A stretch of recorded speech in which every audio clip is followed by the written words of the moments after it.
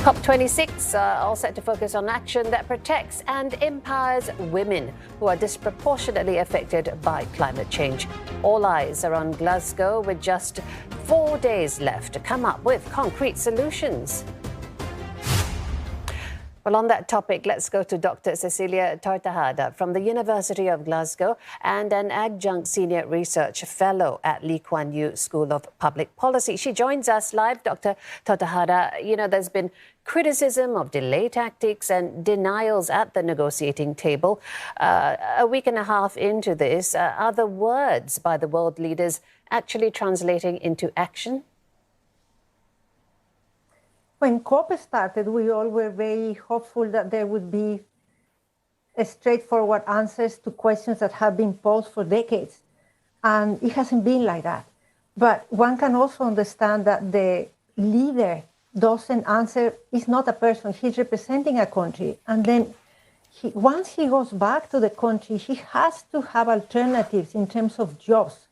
So if I close all my coal mines, and what are going to be the impacts? What will be the jobs I can provide to this population, and what to the related industries? And I think that is what has been keeping the leaders from making commitments that they will be able to follow up once they go back to their countries. It certainly is a very complex issue. Are these pledges that have been made and these announcements made that we've been hearing by countries, are they as good as they sound, given the complexities that you describe? I think it's more complex than what they are saying. And we have heard that countries that agree to make to make a change by 2070, by 2060, 2040, and then they say, no, it won't be by this time, I will need more time. So clearly the statements that were made didn't consider all the complexity back home and all the trade and all the economic development that is still needed in the countries.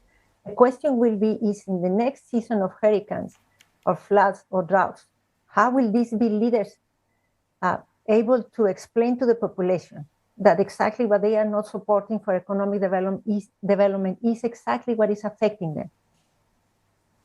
Now, we've only got a couple of days left, realistically. There have been complaints of a lack of urgency, a lack of measurements to this, and a lack of accountability. So with this short time left, what do you think we can see in terms of change or progress that can be achieved?